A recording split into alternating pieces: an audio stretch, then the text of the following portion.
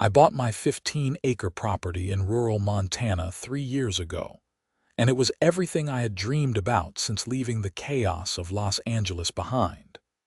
The land sat just outside Whitefish, surrounded by mountains and pine trees, with a view that made every morning worth waking up for. The previous owner had built a beautiful barn on the property, a massive structure with exposed beams and enough space to host a small wedding. When I moved in, I never imagined that barn would become both my biggest asset and my greatest headache. My name is Samuel Norton, and I work remotely as a software consultant, which gave me the freedom to escape city life. The property came with a main house, the barn, a workshop, and plenty of open space. Within 6 months of moving in, I realized the barn was too nice to let sit empty. A friend asked if she could rent it for her wedding reception, and after that, word spread. Before I knew it, I was renting the barn out twice a month during the warmer seasons. The income was decent, nothing life-changing, but enough to cover property taxes and maintenance with some left over. The problem was heating. Montana winters are brutal, and while the barn was insulated, it needed a serious heating system to be usable year-round. The previous owner had installed a propane heating setup, 3 large tanks positioned about 50 feet behind the barn, connected to industrial heaters inside. The system worked perfectly, efficiently heating the massive space even when temperatures dropped below zero. Everything was fine until the HOA showed up. I know what you are thinking. Why would rural Montana property have an HOA? I asked myself the same question when I bought the place. The development, if you could even call it that, consisted of about 20 properties spread across several miles. The HOA had formed 15 years ago when the original developer sold off parcels, mostly as a way to maintain the private road leading into our area and handle snow removal. The dues were minimal, maybe $200 a year, and the HOA had been virtually silent for the entire time I lived there. That changed when Patricia Hendricks became president. Patricia was exactly what you would expect. 52 years old, blonde hair that defied both gravity and good taste, and an attitude that suggested the world existed solely to inconvenience her. She had moved to Montana from Arizona 2 years ago, buying one of the larger properties about a mile from mine. Within 6 months, she had inserted herself into the HOA, and within a year, she had somehow become president. I say somehow because I never received notice of any election, but suddenly there she was, sending out emails with new rules and regulations. The first time Patricia visited my property was on a Tuesday morning in October. I was in my workshop, rebuilding a carburetor for my vintage truck, when I heard a car pull up. Through the window, I saw a white Mercedes SUV that looked absurdly out of place on my gravel driveway. Patricia stepped out wearing heels, an outfit better suited for a country club than a Montana ranch. I walked outside, wiping grease from my hands. "Can I help you, Samuel Norton?" She did not wait for confirmation. "I am Patricia Hendricks, HOA president. I need to discuss some violations on your property." "Violations?" I kept my voice neutral. "What violations?" She pulled out a tablet, tapping at the screen with manicured nails. "Your propane tank setup behind the barn, it is not in compliance with our community guidelines." "What guidelines?" "I have lived here 3 years. Those tanks have been there for at least a decade. The guidelines were updated 6 months ago." She turned the tablet toward me, showing a document I had never seen. "All propane installations must be screened from view and positioned at least 100 feet from any structure used for commercial purposes." "Commercial purposes? I live here. This is residential property." "You rent the barn for events. That constitutes commercial use." Her voice carried the satisfied tone of someone who thought they had won an argument. "The tanks need to be moved or removed within 30 days, or you will face fines of $500 per day."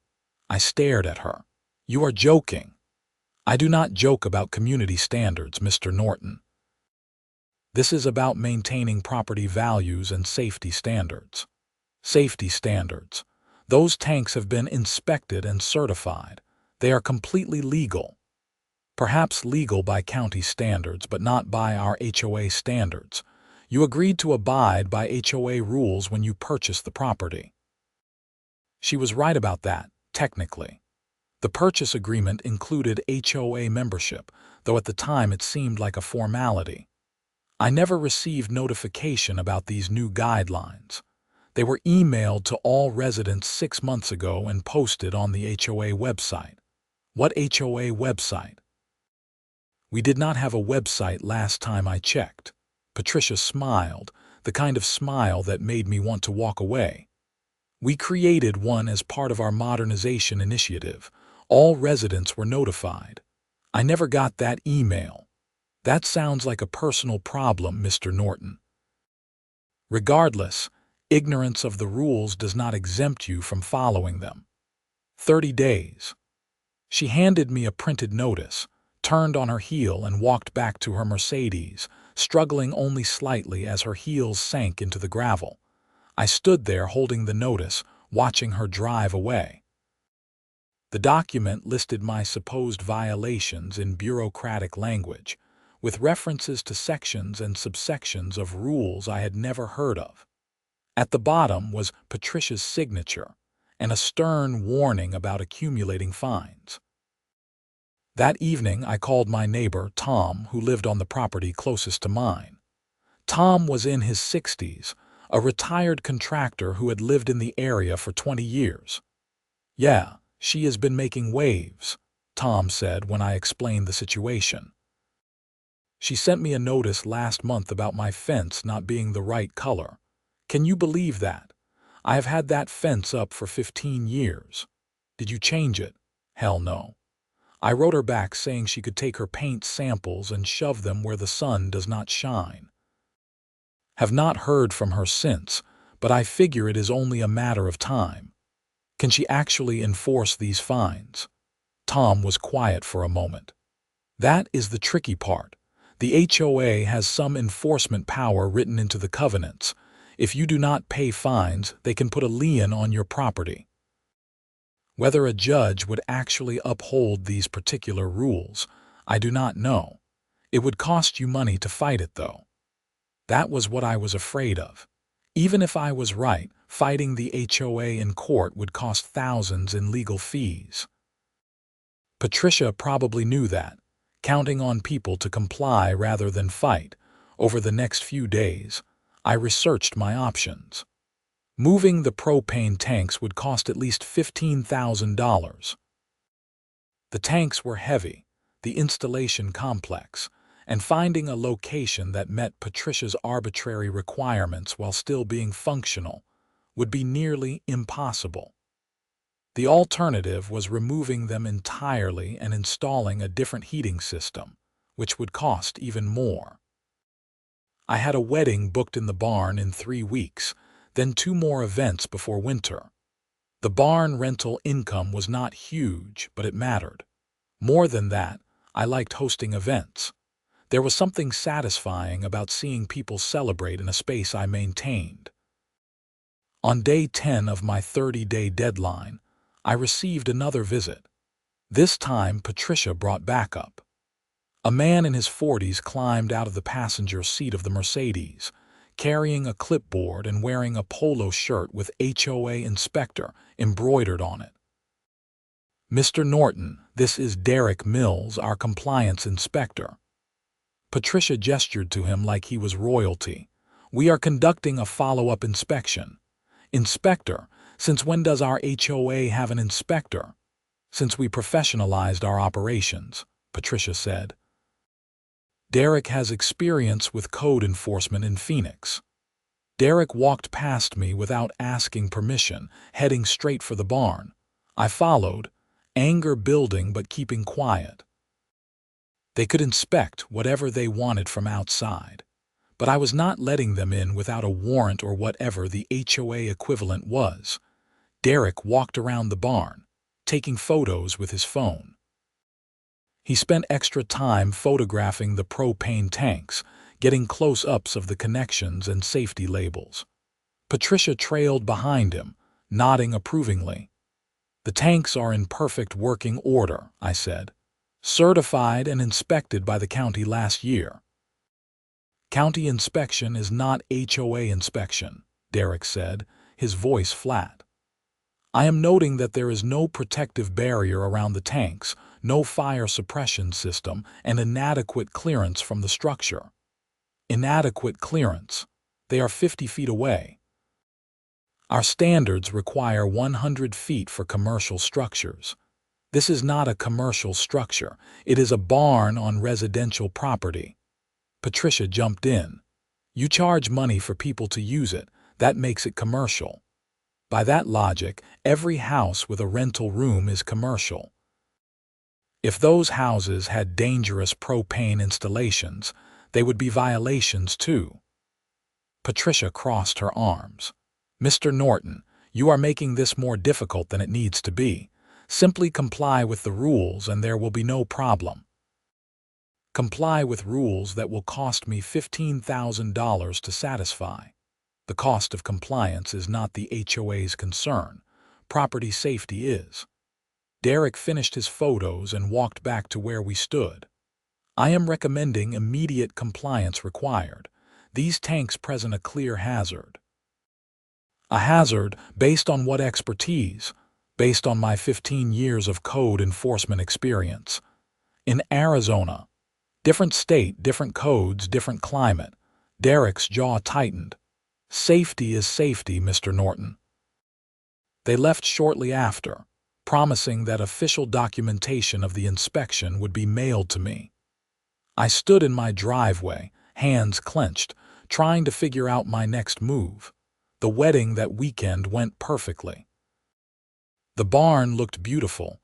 The propane heaters kept everyone comfortable as October temperatures dropped, and the couple was thrilled.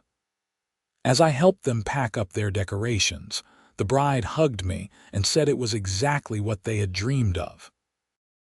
2 days later, I got a certified letter from the HOA. The inspection had found additional violations. Not only were the propane tanks non-compliant, but now Patricia was claiming the barn itself needed additional permits for commercial use. The letter demanded I cease all commercial activities until I came into compliance, with fines of $1,000 per day for any events held after the date of the letter. That was when I decided I was done playing nice. I called the couple who had booked the barn for November and explained the situation. They were understanding but disappointed. I refunded their deposit and helped them find an alternative venue in Whitefish. I did the same for the December booking. Then I called the propane company and had them come out to disconnect the tanks. The technician looked confused. "These are in perfect shape," he said. "You sure you want them gone?" "I am sure. Disconnect them and take them away." "What about heating the barn?" "Not my problem anymore." The technician shrugged and got to work. By the end of the day, the propane tanks were loaded on a truck and gone. The barn stood empty and cold.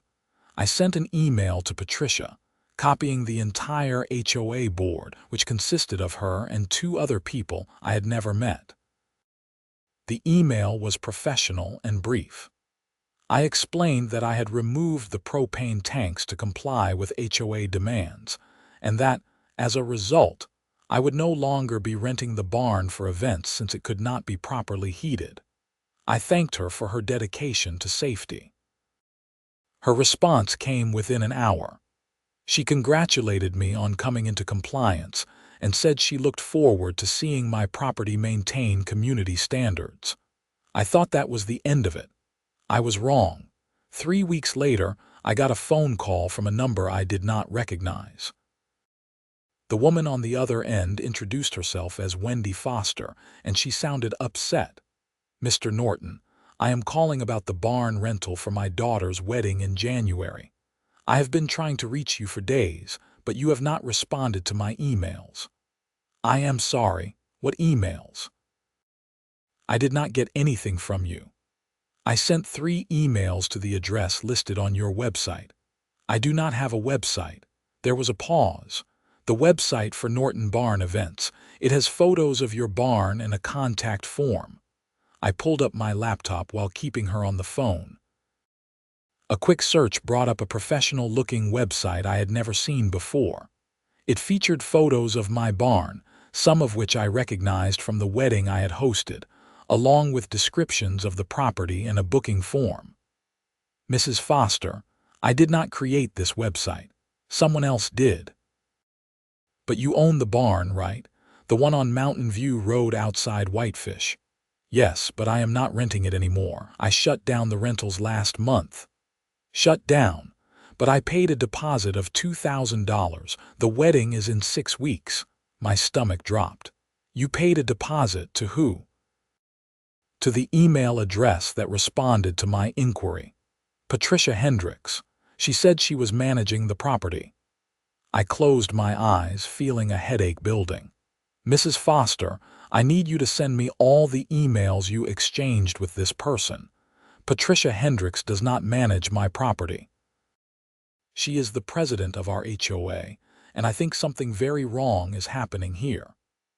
After I hung up with Wendy Foster, I spent the next hour digging into the website. The domain had been registered 2 months ago, right around the time Patricia started harassing me about the propane tanks. The contact form forwarded to an email address that looked official but was not mine. I called Tom again. You are not going to believe this. After explaining the situation, Tom let out a low whistle. That is fraud. She is taking money for a property she does not own. That is what I am thinking. But why? What is her angle? Maybe she thinks she can pressure you into renting the barn through her, take a cut of the profits or something. By forcing me to remove my heating system, that does not make sense. Nothing about Patricia makes sense, Sam. The woman tried to fine me for having the wrong mailbox. I would say call the sheriff. I thought about it. Did I have enough evidence? Patricia had not technically claimed to own the property, just managed it. Maybe she thought that as HOA president she had some authority. It was sketchy, but proving fraud might be difficult. Over the next 2 days, I received 3 more calls from people who had supposedly booked my barn through the fake website. Each had paid deposits ranging from $1,500 to $3,000. Each had corresponded with Patricia via email, and each had a wedding or event planned for January or February. I explained the situation to each of them, apologized profusely, and promised to help however I could. Most were understanding but panicked about finding alternative venues during peak wedding season. One threatened to sue me, which I could not entirely blame them for, even though I had nothing to do with the scam. On Thursday morning, I drove to the sheriff's office in Kalispell, about 20 minutes from my property. I brought printed copies of all the emails, screenshots of the fake website, and documentation showing I had never authorized anyone to rent the barn or collect deposits on my behalf. The deputy who took my statement was a woman in her 30s named Rodriguez. She listened carefully, taking notes, and asked clarifying questions. So this Patricia Hendricks created a website advertising your property and collected deposits for events you never agreed to host. Correct. And she did this after forcing me to remove the heating system that made hosting events possible. Why would she force you to remove the heating? I showed her the HOA violation notices. She claimed my propane tanks violated HOA rules. New rules that were apparently created just to target my property. Deputy Rodriguez studied the documents. This is complicated because there is an HOA involved. Those operate under different regulations than straightforward fraud cases. But she took money for property she does not own. That is fraud, right? Potentially. But she might argue she believed she had authority as HOA president. Did your HOA covenants give her any management authority over your property? Not that I know of. The HOA was only supposed to handle road maintenance and common areas. We will need to investigate. I am going to forward this to our fraud division. In the meantime, I would recommend contacting an attorney, both to protect yourself from the people who paid deposits and to potentially sue the HOA. Sue the HOA. If they exceeded their authority and caused you financial damage, you might have a case.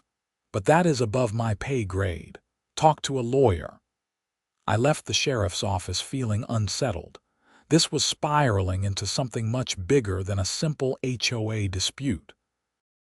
That afternoon, I contacted a lawyer in Whitefish named Gregory Chen. His practice focused on property law and HOA disputes. After explaining the situation, he agreed to take the case. This is one of the more egregious examples I have seen, Gregory said during our first meeting. HOAs have gotten out of control in recent years, but outright fraud is unusual. What are my options? Several.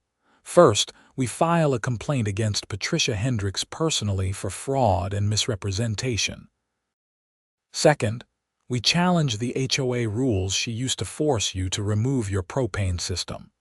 Third, we notify all the people who paid deposits that they should demand refunds from Patricia and file police reports if she refuses. What about the barn? I already canceled my legitimate bookings and removed the heating. How much would it cost to reinstall the propane system? At least $10,000, maybe more. I would have to pay for the tanks again, the installation, inspection, everything. Gregory made a note. We can include that in the damages. If we can prove Patricia acted maliciously and exceeded her authority, you might be able to recover those costs plus additional damages. How long will this take? Months, possibly longer. HOA cases move slowly. But based on what you have told me, I think you have a strong case. I signed the retainer agreement, paid the initial fee, and left his office feeling slightly more in control. At least I was doing something. The next move came from an unexpected direction. Wendy Foster, the mother planning her daughter's wedding, filed a police report in her home state of Washington, then contacted the Montana Attorney General's office. Apparently, she worked as a paralegal and knew exactly how to escalate things. When the Attorney General's office started asking questions, the local sheriff's department suddenly became much more interested in my case. Deputy Rodriguez called me on a Monday morning. Mr. Norton, we have received additional complaints about Patricia Hendricks. We are opening a formal investigation. I need you to come in and give a complete statement. I spent 2 hours at the sheriff's office going through everything again, this time in much more detail. They were particularly interested in the timeline of events and the HOA rule changes. Did anyone else receive violations for propane tanks? Deputy Rodriguez asked. Not that I know of. Most properties around here use propane, though. It is pretty standard for rural Montana. So she specifically targeted your property. It seems that way. You know why? I thought about it. I honestly do not. I barely knew she existed before she showed up with the violation notice. No personal disputes, no disagreements at HOA meetings. I have never been to an HOA meeting. I did not even know they happened. Deputy Rodriguez exchanged glances with her partner, an older deputy named Foster. We are going to need to interview other HOA members. Do you have contact information for anyone else on the board? I did not, but I promised to find out. Tom helped me track down the other board members. There were only 2. A retired teacher named Margaret who lived 3 miles away, and a doctor named Paul who owned a vacation property he visited maybe twice a year. I called Margaret first. She sounded flustered when I explained why I was calling. "Oh dear, I had no idea Patricia was doing any of this," Margaret said. "I signed some papers she sent me, but I thought they were just routine HOA business." "What papers?" "Something about updated community standards. She said it was to protect property values. Did you read them?" A long pause. "Not really. I trusted that Patricia knew what she was doing. She seemed so organized and professional. That was how Patricia had done it. She had created new rules, gotten rubber stamp approval from board members who were not paying attention, and then selectively enforced them to target my property. The investigation picked up speed. Within 2 weeks, the sheriff's department had interviewed all the people who paid deposits to Patricia, collected evidence of the money transfers, and documented the fake website. Patricia had collected over $18,000 from 7 different families. On a cold morning in November, Deputy Rodriguez and 2 other officers went to Patricia's house with an arrest warrant.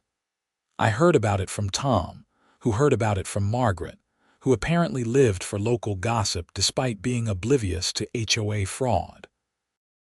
Patricia was charged with wire fraud, theft by deception, and several other crimes I did not fully understand. The charges related to both the fake deposits and the misuse of her HOA authority. The county prosecutor was also investigating whether she had violated state laws regarding HOA governance. The arrest made local news. The Whitefish newspaper ran a story with the headline, "Local HOA President Arrested for Fraud Scheme." My property was not named directly, but anyone who lived in the area knew which barn they were talking about. I started getting calls from the families who had paid deposits. Most were relieved that criminal charges had been filed and hopeful they could recover their money. I felt terrible for them and offered to help in any way I could, though legally I was advised to maintain some distance since several had threatened civil suits before learning about Patricia's arrest. The criminal case moved faster than I expected. Patricia hired a lawyer from Missoula, who immediately tried to argue that this was a civil HOA dispute, not a criminal matter. The prosecutor pushed back hard, pointing to the fake website, the collected deposits, and Patricia's clear knowledge that she had no authority to rent my property. In January, Patricia pleaded guilty to a reduced charge of theft by deception in exchange for a recommendation of probation and restitution.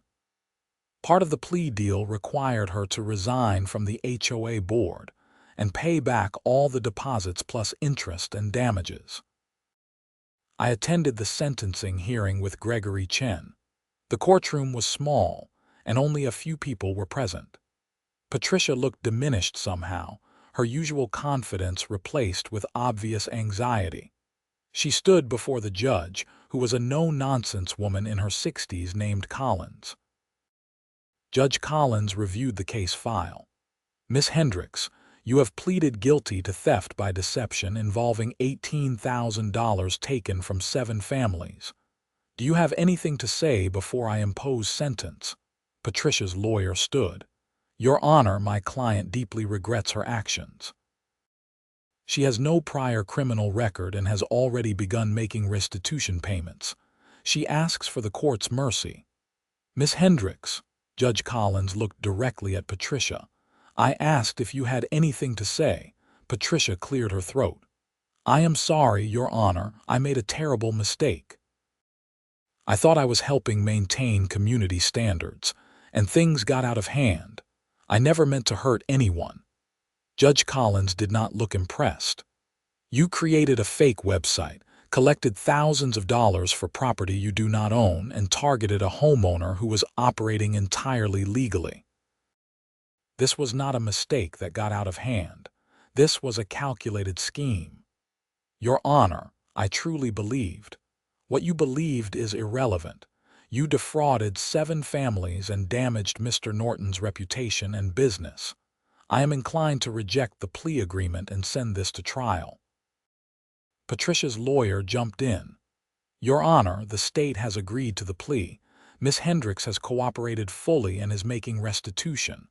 Judge Collins was quiet for a long moment. "Against my better judgment, I am going to accept the plea agreement. Miss Hendricks, you are sentenced to 5 years of supervised probation, 200 hours of community service, and you are ordered to pay full restitution of $18,000 to the victims, plus $15,000 to Mr. Norton for damages to his property and business. Additionally, you are prohibited from holding any position in any homeowner association for 10 years. If you violate probation, you will serve 18 months in county jail. Do you understand?" "Yes, Your Honor," Patricia said quietly. After the hearing, I stood outside the courthouse with Gregory Chen. $15,000. That is exactly what it will cost to reinstall the propane system. "The judge was thorough," Gregory said. "She clearly did her homework on the actual damages. You should receive payment within 90 days, or Patricia violates probation." "What about the HOA? What happens now?" "That is a separate matter. We have filed a civil suit against the HOA itself for exceeding its authority and for the enforcement of invalid rules. That case is still pending, but I think we have a strong position, especially now with the criminal conviction on record. Over the next few months, things slowly return to normal."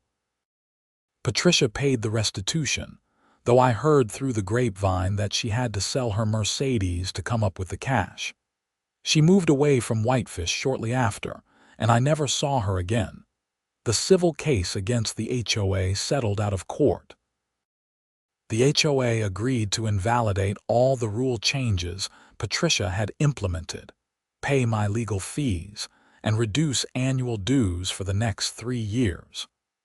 More importantly, the settlement required the HOA to hold actual elections and implement proper oversight procedures.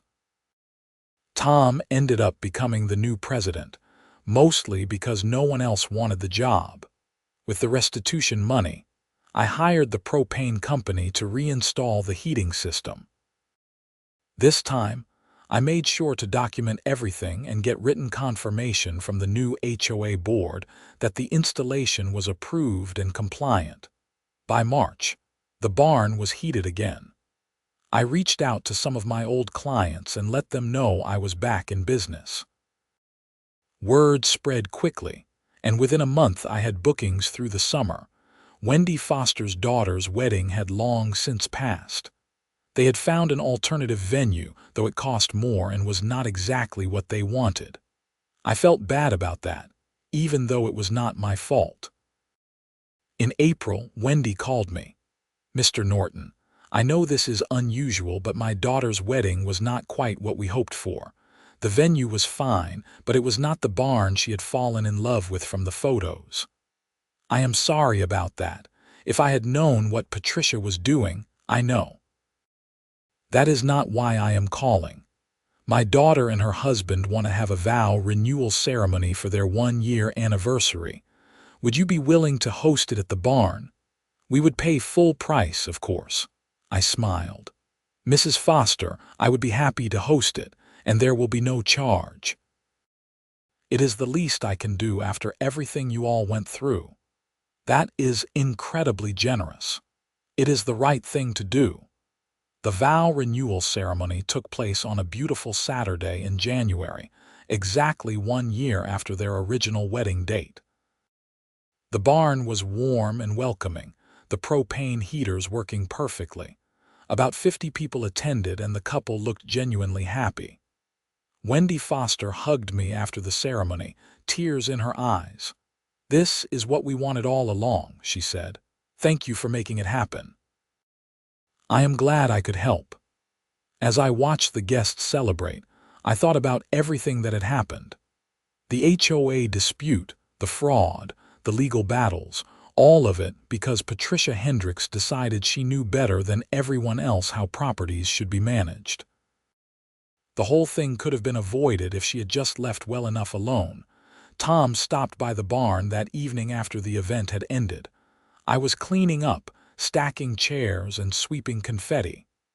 "Heard the renewal ceremony went well," Tom said. "It did. Nice people." "You know, I was thinking, we should put something in the HOA bylaws about commercial use of property. Make it clear that people can run legitimate businesses as long as they follow county regulations. That would have saved me a lot of trouble. That is the thing about HOAs. They are only as good as the people running them. Patricia saw an opportunity for power and took it. We need to make sure that does not happen again." "Think you can do that?" Tom shrugged. "I can try.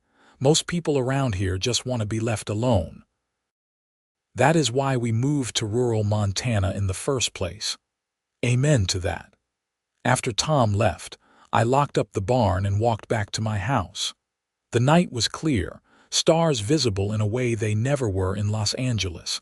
I could hear a distant coyote, the wind through the pines, and nothing else. It was peaceful.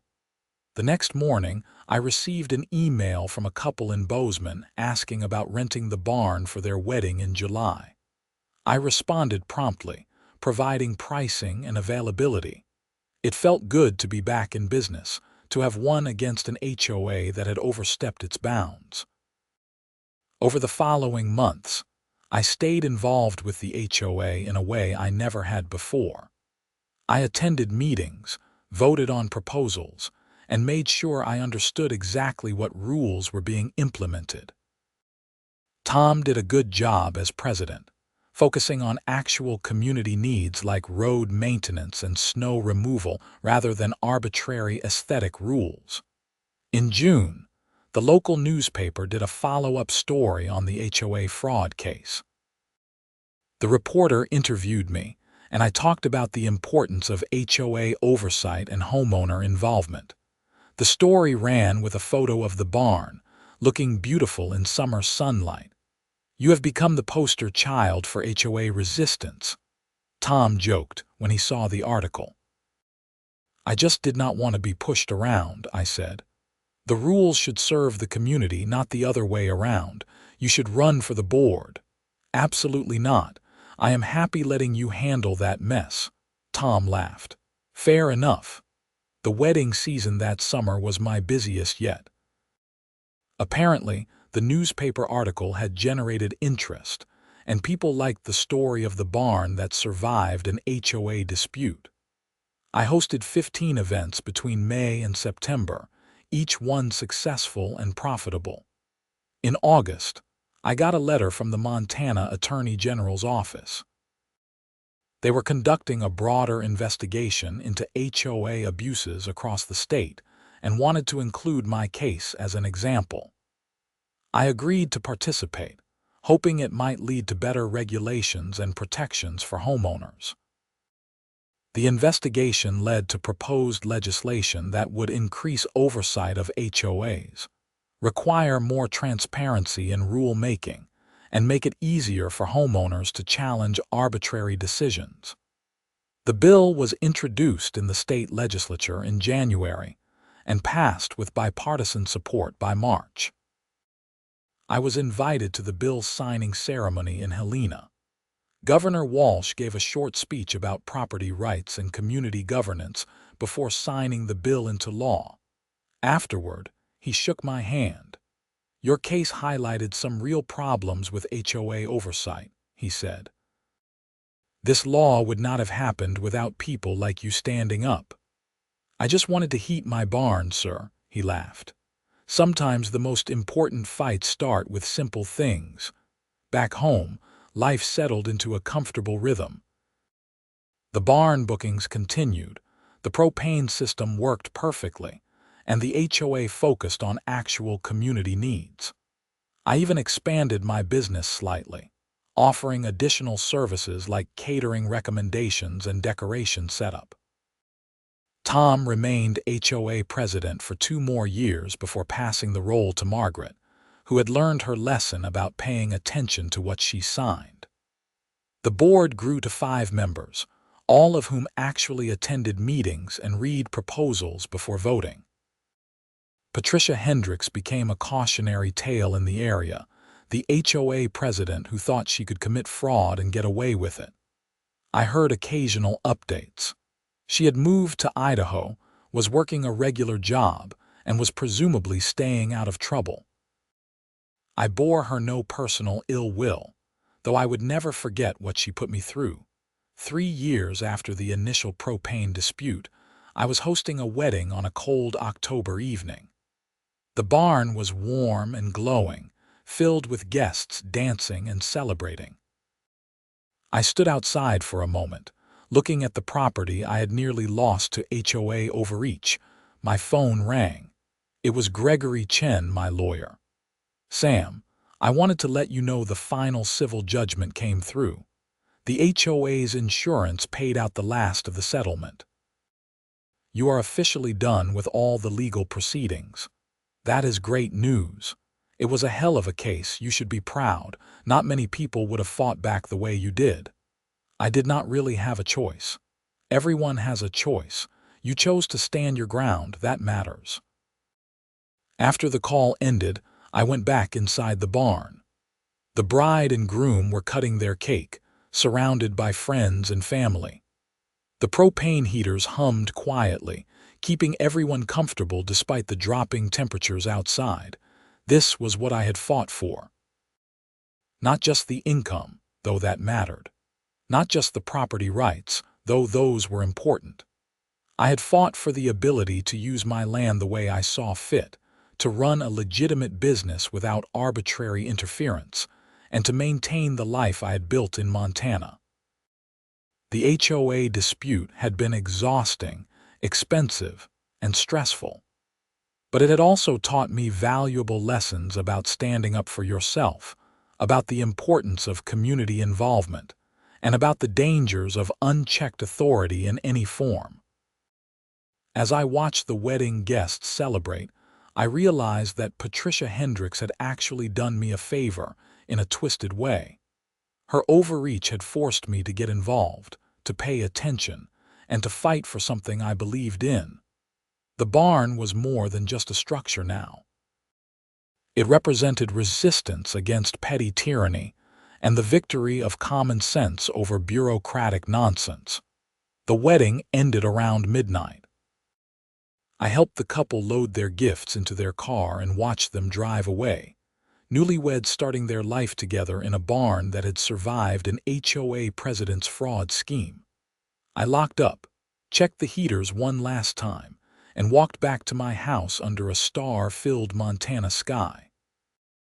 Tomorrow I would start preparing for the next event, but tonight I could rest, knowing that my property was truly mine again, that the HOA served rather than controlled, and that sometimes the little guy really does win. The propane tanks sat behind the barn, exactly where they had always been, exactly where they belonged. They were certified, legal, and most importantly, approved by an HOA that had learned its limits.